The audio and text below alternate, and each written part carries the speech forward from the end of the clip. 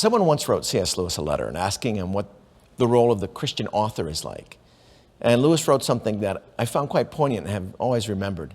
He said this, he said, we're sometimes confused about the role of the Christian author. He said, we have to write what our gifts might be. And he said, some of us may write patently obvious Christian works, but he said others of us might write works that are where the Christianity is more latent.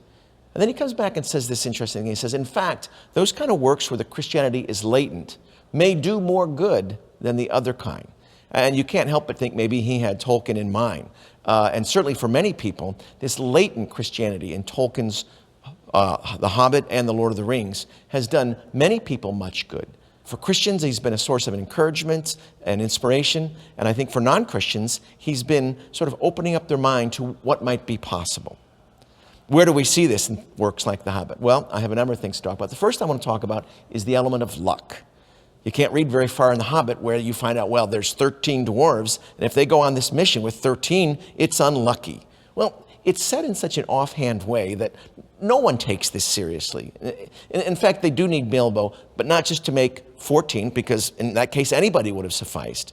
They need Bilbo for a very different reason.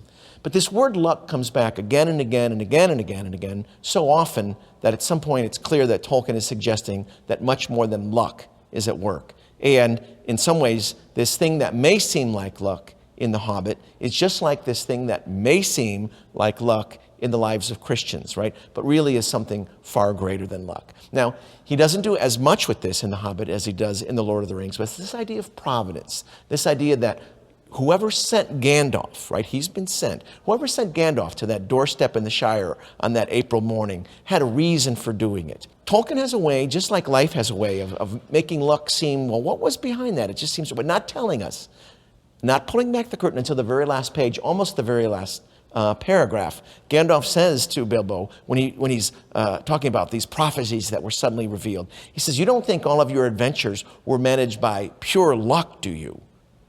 And we think back, yeah, those crazy things like he just happened to be there in Rivendell when the moon was out on the exact right day to show those rune letters. I mean, if I taught a class in creative writing and a student had this happen just by luck, I'd kind of say, can't do this, right? Not a good story, right? Or to be outside that door on Durin's Day, at the exact right moment for it to happen, circle it again. You know, if this is just luck, this isn't a very good story. And of course, all these themes become even more so in The Lord of the Rings. And pretty soon it's clear to even if you're not reading closely, you get it. And if you are reading closely, you get it very quick, that there's a hand greater than luck. And we know it even before we get to the last page of The Hobbit where Gandalf says that. And of course, in our own lives, as we look back and see things that happen to us, we're also reminded, you don't suppose those things in your life were managed just by luck either. It's a great theme.